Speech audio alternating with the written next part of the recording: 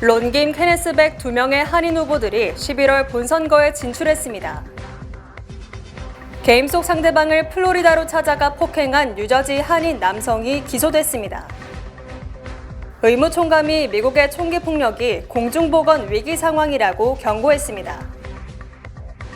유명 운동화 리셀러가 어제 소호에서 총에 맞아 사망하는 사건이 발생했습니다. 아름다운 제품에서부터 아름다운 사회를 만들기까지 키스는 뉴욕에서 시작하여 현재는 전 세계 12,000명의 직원들과 함께 끊임없이 도전하는 기업입니다. 사람을 생각하고 존중하는 기업. 키스는 한인들이 사회의 주인공이 될 수 있도록 든든한 버팀목이 되겠습니다. 글로벌 뷰티 기업 키스.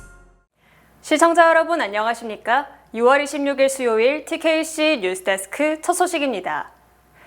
25일 실시된 뉴욕주 예비선거에서 7선에 도전하는 론김 의원과 초선에 도전하는 한인 케네스백 후보가 나란히 본선행 티켓을 확정했습니다. 7선에 도전하는 론김 뉴욕주 하원 의원은 이날 54%의 득표율로 11월에 실시될 본선거 진출을 확정지었습니다. 김 의원과 경쟁한 중국계 앤디 첸 후보와 다오인 후보는 각각 40%와 6%의 득표율을 기록했습니다. 김 의원은 25일 저녁 지지자들이 모인 자리에서 40선거구 유권자들의 선택으로 오늘의 승리가 가능했다며 공공안전 확대, 중산층 가정 보호, 시니어 서비스 확충, 교육의 질 향상 등을 위해 계속해서 힘써 싸우겠다고 다짐했습니다. 또한 주하원 25선거구에서는 경찰 출신의 한인 케네스백 공화당 후보가 중국계 케네스 추 후보를 압도적으로 누르고 본선거 진출을 확정했습니다. 백 후보는 이날 득표율 70%를 획득해 오는 11월에 실시되는 본선거에서 7선에 도전하는 민주당 닐리 로직 의원과 맞붙게 됐습니다. 게임에서 상대 플레이어와 설전을 벌이다 분노를 이기지 못한 뉴저지 한인 남성이 플로리다까지 날아가 게임 속 상대방에게 망치를 휘두르는 황당한 사건이 벌어졌습니다. 해당 남성은 2급 살인미수와 무장강도 혐의로 수감됐습니다. 서로 검을 휘두르고 여기저기 포탄이 터지는 한국 온라인 롤플레잉 게임의 한 장면이 미국 플로리다에서 실제로 일어났습니다. 뉴저지에 거주하는 20살 한인 에드워드 강 씨는 함께 게임을 즐기던 남성 딘 씨의 집에 무단 침입해 무차별 폭행을 가했습니다. 플로리다주 나소 카운티 셰리프국에 따르면 피해자와 용의자는 한국의 온라인 롤플레잉 게임 아키에이지를 통해 서로를 알고 지냈습니다. 21일 강 씨는 가족들에게 게임을 통해 알게 된 친구를 만나러 간다고 전한 후 뉴저지 유학에서 플로리다 잭슨빌로 향했습니다. 그는 딘 씨의 집 근처 호텔에 도착, 철물점에서 망치와 손전 등을 구입한 후 늦은 밤 피해자의 집에 침입했습니다. 그는 딘 씨가 게임을 멈추고 화장실로 가는 순간을 노려 딘 씨에게 망치를 휘둘렀습니다. 피해자의 비명을 듣고 잠에서 깬 양아버지가 용의자를 제압해 경찰은 강 씨를 체포했습니다. 경찰은 집 입구와 피해자의 침실에서 상당한 양의 피가 발견됐다고 전했습니다. 경찰에 체포된 강 씨는 피해자가 온라인에서 나쁜 사람이어서 범행을 저질렀다고 말했습니다. 이 두 사람은 일면식이 없던 사이였습니다. 피해 남성은 강 씨와 비슷한 또래로 머리에 중상을 입었지만 생명에 지장은 없는 것으로 알려졌습니다. 강 씨는 2급 살인미수와 무장강도 혐의로 수감됐습니다. 뉴저지 레이크우드에서 자신의 1살과 3살 아기를 살해한 여성이 경찰에 붙잡혔습니다. 뉴저지 레이크우드 한 자택에서 27세 여성이 자신의 1살과 3살 배기 아이를 직접 살해하는 사건이 발생했습니다. 어제 오후 4시 50분경 뉴저지 레이크우드의 셰런도어 도로 인근 한 자택에서 두 갓난아이가 심정지 상태라는 신고가 접수됐습니다. 경찰은 현장에 도착해 응급처치를 시도했지만 아이들은 끝내 현장에서 사망했습니다. 오션 카운티 검찰청에 따르면 1살 아이는 흉기에 찔린 자국이 있었으며 두 아이 모두 물에 빠져 사망했습니다. 경찰은 두 아이의 엄마인 27세 나오미 엘킨스를 살해 혐의로 체포했습니다. 엘킨스는 2건의 살해 혐의와 무기 소지 등 혐의로 기소됐습니다. 미 의무총감이 총기 폭력을 공중보건 위기 상황으로 선언하며 관련 입법을 통한 강력한 규제를 촉구했습니다. 비백머시 의무총감은 25일 발표한 권고문에서 2020년 이후 어린이와 청소년의 주요 사망 원인으로 총기 폭력이 자동차 사고를 넘어섰다며 총기 폭력은 공중보건 위기로 봐야 한다고 밝혔습니다. 의무총감이 총기 폭력을 공중보건 위기로 언급한 건 이번이 처음입니다. 머시 의무총감은 총기 사망자를 줄이기 위한 강한 법적 안전핀의 필요성이 있다고 강조했습니다. 그러면서 예외 없는 신원 조회 시스템 구축, 공격용 무기로의 총기 묘사 금지, 어린이로부터 일정 보관거리 유지 및 잠금 장치 준수 등을 권고사항으로 제시했습니다. 의무총감이 제시한 관련 보고서에 따르면 2019년 기준 19세 이하 미국인의 총기 관련 사망률은 캐나다의 5배 이상, 스웨덴의 18배, 호주의 22배 이상이었습니다. 럭셔리 가게들이 즐비한 소호에서 한 유명 운동화 리셀러가 강도범들이 쏜 총에 맞아 사망하는 일이 벌어졌습니다. 어제 오전 5시 15분경 소호 그린스트리트의 한 럭셔리 의류가게 앞에서 31세 하비에르 오소리오 메히아가 괴한이 쏜 총에 맞아 숨졌습니다. 경찰에 따르면 오소리오 메히아가 건물 밖으로 나오던 순간 괴한은 그의 오른쪽 다리에 3발의 총을 쐈으며 이후 그들은 검정색 SUV를 타고 도주했습니다. 오소리오 메히아는 급히 병원으로 이송됐으나 끝내 사망했습니다. 현장에서는 현금과 피해자의 초록색 나이키 운동화가 발견됐습니다. 경찰은 용의자를 수색 중인 가운데 이번 사건이 실패한 강도 시도일 가능성이 있다고 밝혔습니다. 한편 사망한 오소리오 메히아는 유명한 운동화 리셀러로 그를 알고 있는 사람들은 이번 사망 소식을 듣고 큰 안타까움을 표했습니다.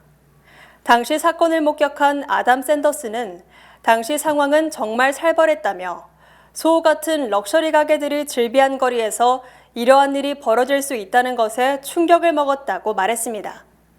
뉴욕시경의 최근 데이터에 의하면 소호 일대에서 올해 이번 사건을 포함해 총 3건의 총격이 벌어졌습니다. 이 지역에서 지난해에는 단 한 건의 총격도 발생하지 않았습니다.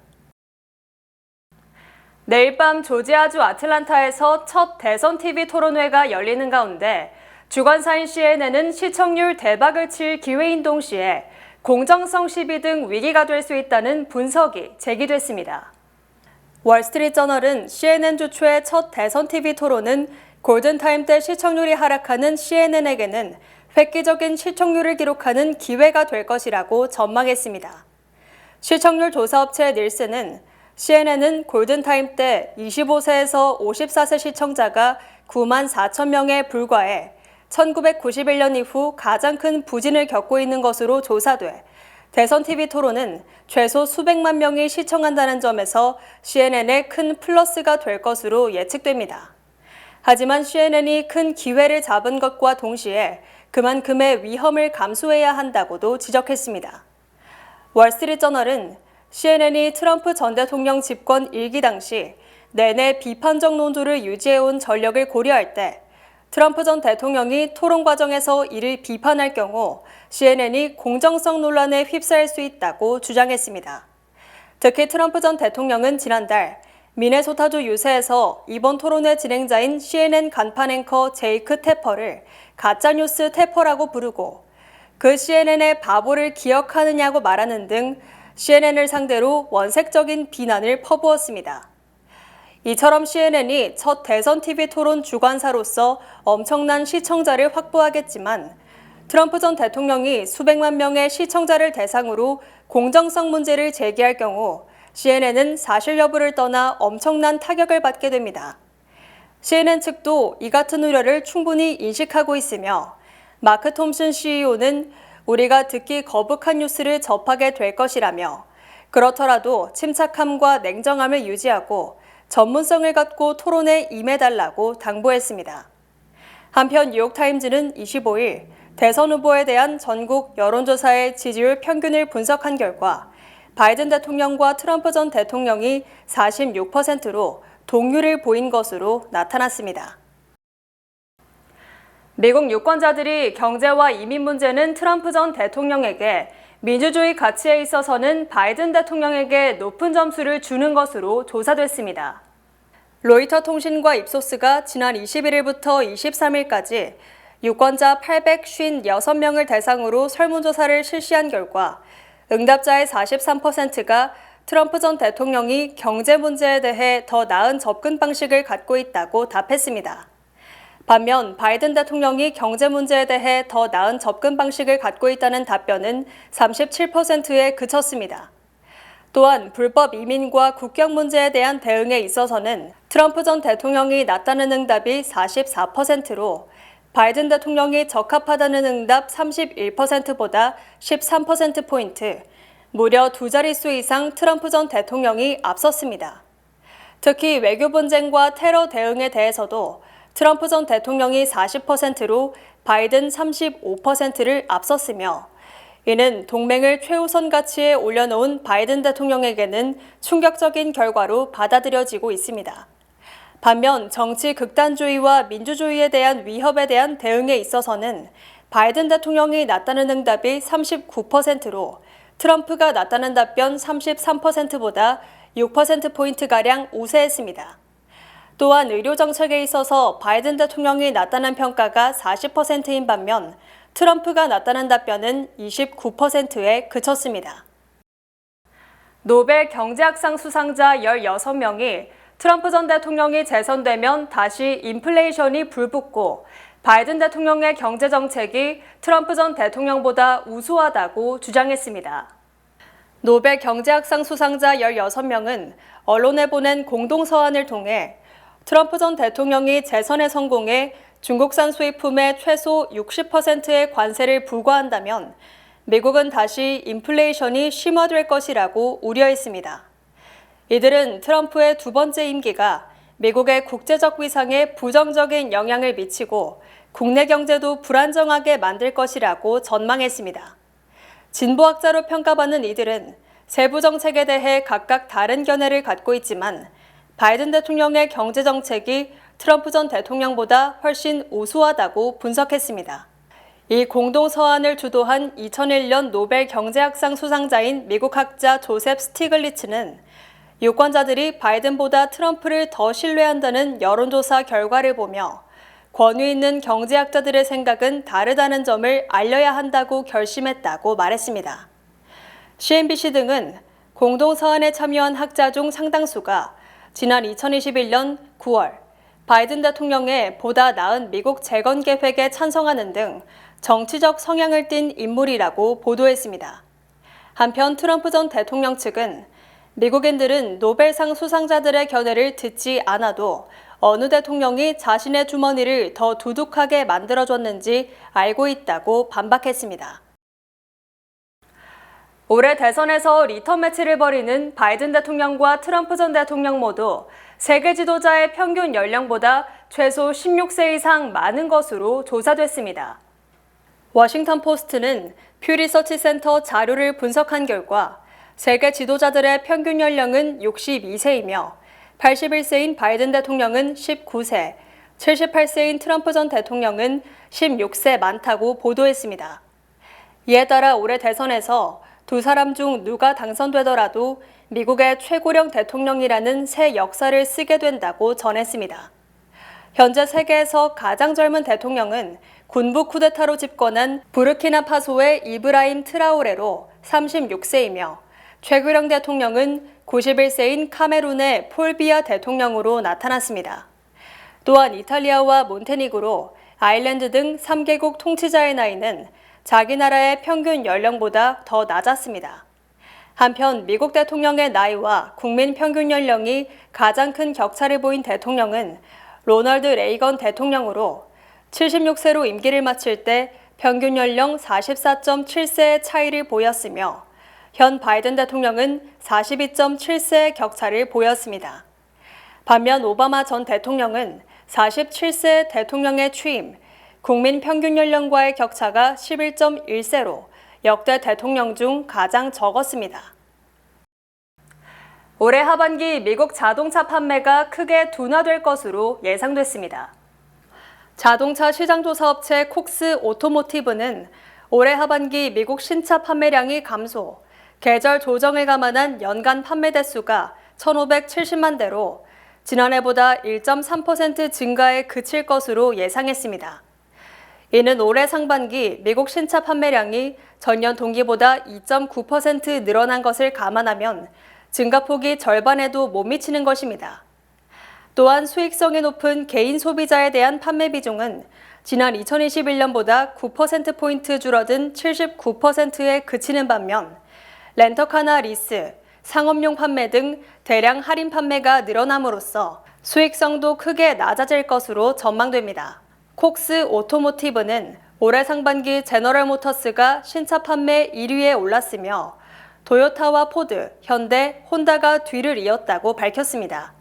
하지만 제너럴 모터스는 상반기 판매량이 지난해 같은 기간보다 0.1% 감소한 반면 도요타의 판매량은 16.3% 증가. 이 같은 추세가 계속되면 지난 2021년 사상 처음으로 미국 판매량 1위에 올랐던 도요타가 다시 GM을 제치고 1위를 탈환할 것으로 예상됩니다. 한편 테슬라는 상반기 매출이 14.3% 감소했으며 크라이슬러와 지프 등을 생산하는 스텔란티스는 혼다에 밀려 6위로 하락했습니다. 지난 2010년 위키리크스를 통해 미국 기밀을 폭로한 혐의로 기소된 줄리안 어산지가 어제 국방정보 유포 한 건에 대해 유죄를 시인한 뒤 기존의 수감기간을 복역 완료로 간주, 자유의 몸이 돼 고향인 호주로 떠났습니다. 미국령 사이판의 노던 마리아나 제도 연방법원은 현지 시간 26일 오전 8시 반 줄리안 어산지에 대한 공판을 열고 영국에서 강제 소환한 어산지에 대한 본인 여부를 확인하는 인정신문을 한 뒤 국방정보 획득 및 유포를 모의한 혐의 한 건에 대해 유죄를 선고했습니다. 어산지는 이날 3시간가량 진행된 공판에서 표현의 자유를 보장한 미국 수정헌법 1조에 따라 자신의 행동이 합법적으로 보호되는 것으로 생각했다고 주장했지만 결국 방첩법 위반임을 인정했습니다. 이에 따라 재판부는 어산지에 대해 5년 2개월 실형을 선고했으며 이미 영국에서 5년 2개월 복역했으므로 복역을 완료한 것으로 간주, 전격 석방됐습니다. 어산지는 어제 석방된 뒤 즉각 대기 중이던 전용기에 탑승, 자신의 고향인 호주 캔버라로 떠났습니다.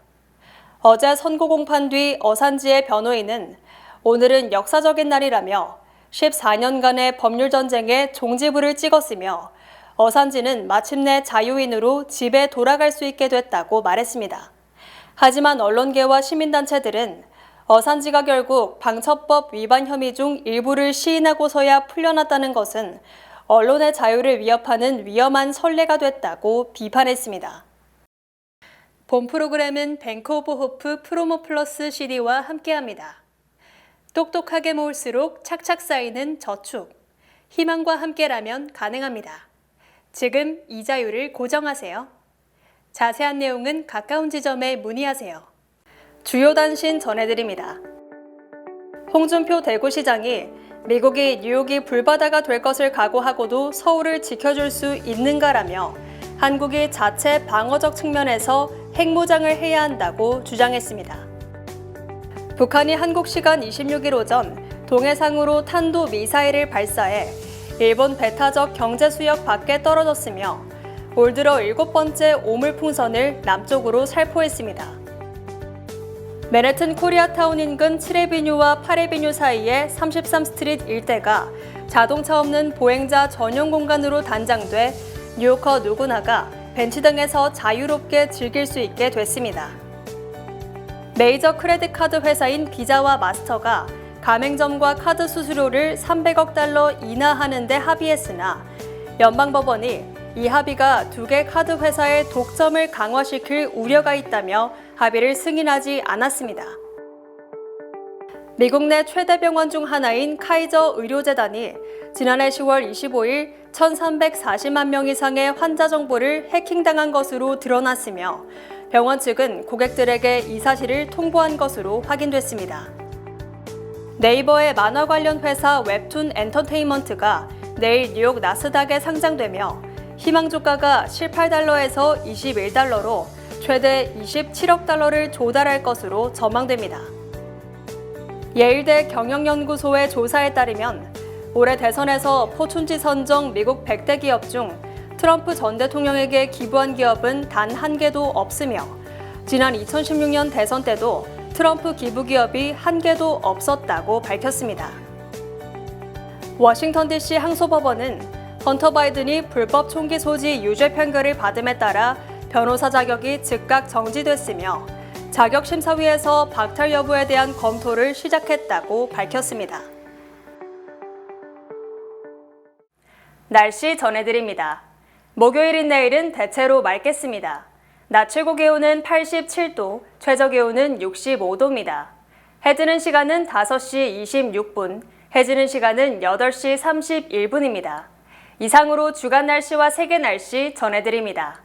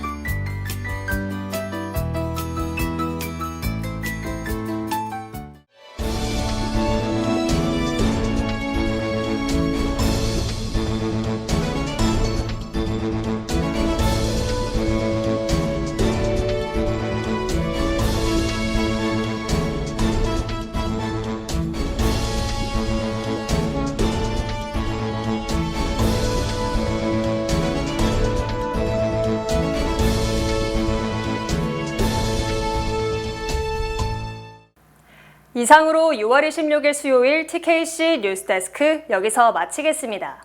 시청해주신 여러분 고맙습니다.